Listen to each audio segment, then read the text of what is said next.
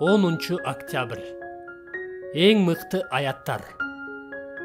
Кудай өзүнүн чыдамдуулугу убагында мурунку кылынган күнөөлөрдү кечирүү аркылуу өзүнүн адилеттүүлүгүн көрсөтүү үчүн Машаяктын төгүлгөн канын ырайым курмандыгы катары ишеним аркылуу сунуш кылды.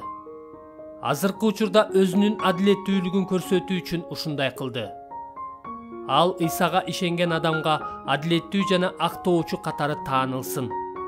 Римдиктер 3-бөлүм 25-26 аяттар. Римдиктер 3-бөлүм 25-26 аяттар ый китептеги эң маанилүү аяттар болушу мүмкүн. Кудай толугу менен акыйкаттуу. Бирок ошол эле учурда ал кудайсыздарды актайт. Чын элеби? Кантип эле адилеттүү сот күнөөлүү адамды актасын? Бул жерде Кудай бирин кылса, экинчиси бузулат дегенге болбойт. Ал тигинисин да, мунусун да кылат. Башкача айтканда, күнөөлүү адамды күнөөсүз деп жарыялайт. Бирок ошого карабастан акыйкатсыздык кылбайт. Бул бүткүл дүйнөдөгү эң таң калыштуу кабар.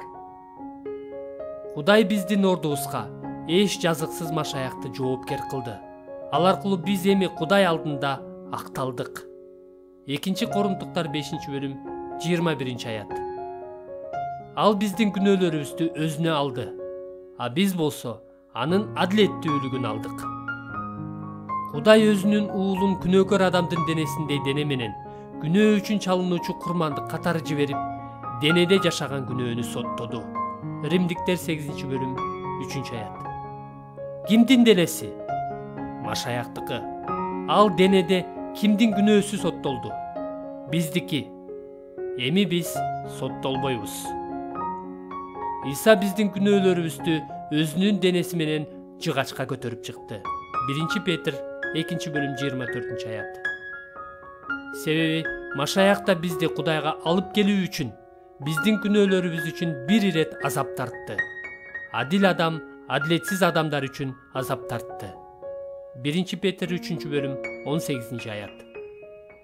Аныкындай өлүм аркылуу аны менен бириксек, анда аныкындай тирилүү аркылуу аны менен биригебиз. Римдиктер 6-бөлүм 5 аят. Дүйнөдөгү эң коркунучтуу кабар төмөнкүдөй.